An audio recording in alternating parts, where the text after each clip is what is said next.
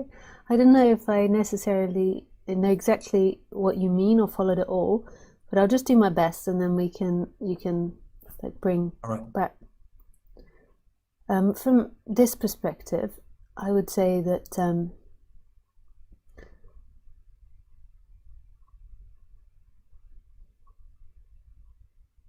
yeah, the goal is total union with self, and that might mean, I mean, like in Buddhism, they would say nirvana, is not being reborn again, is what happens when the physical body dies and there isn't rebirth again. Yeah. So I don't know. Yeah, I don't know. I would say I don't know what that means in the way that you talk about it. I would say that that's That's the it. that's. I mean, like goal. I don't know about goal, like, but that is the total union. But when the body is still here, there needs to be some form of identification with the body. And whether I think that causes stress, I don't know, on the body. I do notice that sometimes, like, teachers do die quite young. Like, so not all teachers, but some teachers do die quite young. Yeah, so it might be that it's stressful for the body because yeah, the body for so many thousands of years has been identified and been living as a limitation, and to then become not limited, it could be stressful. It could also be really stressful for the body, like having that strong goal to get to, like the end of limitation, like that oscillation could be very stressful. The releasing the shadow could be really stressful for the body.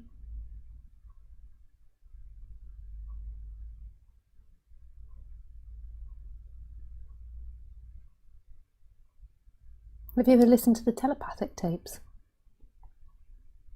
Yeah, it's like a podcast called the telepathic tapes. When I was younger, I used to work in schools with children with autism or Down syndrome, or a cerebral palsy, and I always had a sense that a lot of them didn't have a sense of self. And then a few years ago, I did an interview with this scientist who was a Neurologist, yeah. neurologist, and I said that to him, and he agreed, and he said that in autism they think that part of the issue is that they're born without a sense of self. And then listening to telepathic tapes, like the things that the autistic kids can do, makes sense to me, because I realized from, like, when you stop identifying, like, you become so sensitive to your environment. And I also realized that language has something to do with it. So in the telepathic tapes, they're talking about autistic kids that don't have language. And when I was younger, I didn't have very good language, and I had to go for speech therapy. And I always feel that I can relate very well to autistic people and to people that can't speak, because I feel like I can remember what it was like.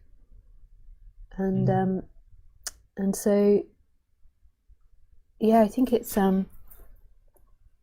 really interesting. And with autists, I think they have like a 10-year less life expectancy because of the stress that it puts on the body, and then also because they're so overwhelmed by senses, because they don't have a strong sense of self.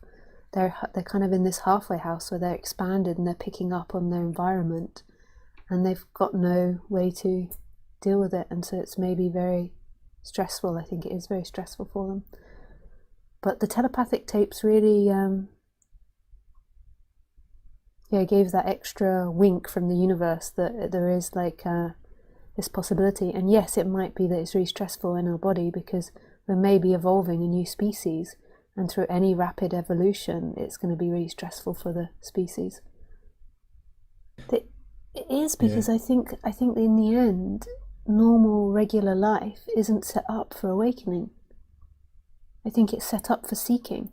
So I think the going between the two is stressful for the body. I mean, I find it difficult, like just doing my taxes, like I mean, I don't do my taxes because I have someone that does them for me. But it's just like, it's so, the tax system is so much based on fear and lack of trust, and I understand why they're doing it, but they just create more and more rules, for 12 years of being in business. I think yourself maybe self-employed too, or maybe 14 years. They just create more and more rules and make it more complicated for you. And they think they're making it more simple, but they're making it more complex. When my parents set up their businesses like 30, 40 years ago, they had less rules, less paperwork. I understand why they're setting up. They're trying to make it fairer, but it's from this seeker mind. If we all trusted each other, it would be a completely different society. And if you were, like, one thing that I love about autistic people is that often you'll find, I have a lot of autistic friends, and it's one thing that they have is they can't lie. And I have this thing as well. I can lie. I'm not autistic. I can lie, but it's like painful for me, and I really don't like doing it. And I don't get it, lying. Like, I don't get that. But sometimes I realize practically I have to tell a few porkies. But I generally, like, even when I was a kid, it was very painful for me to do these types of things. And generally, I'm painfully honest. And I make people feel uncomfortable because of the painfully honestness, because I don't like lying. And I forgot what I was saying that in relation to the autistic people. Yeah, it was basically about society. So if everybody had awakening, I think they most probably would be the same. They couldn't really lie, and everyone would just trust each other. It'd be such a different, imagine how easy our taxes would be if that was the case. Maybe we wouldn't even have to have a tax system. Like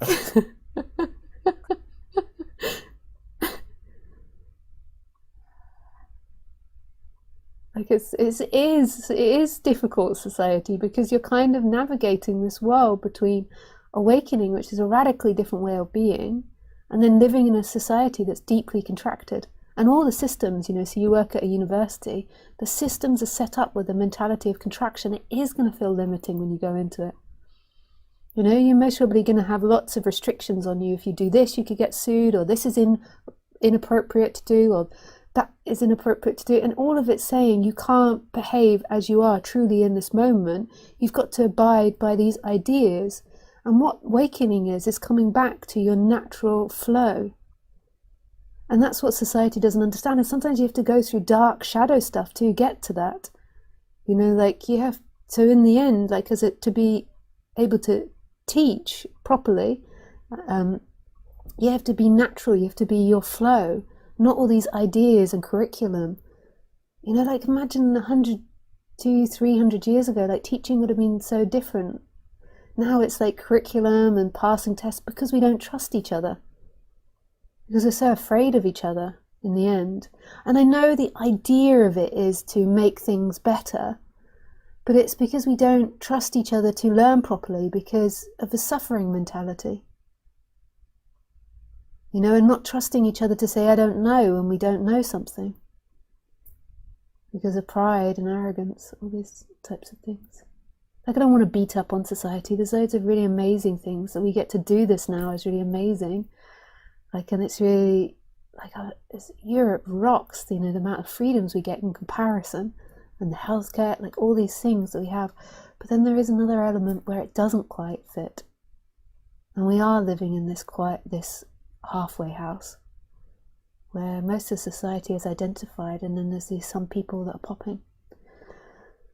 So then it's like, how can you adjust your life to give yourself as much freedom to be authentically Bruno? Because when you're authentically Bruno, that's when God is speaking.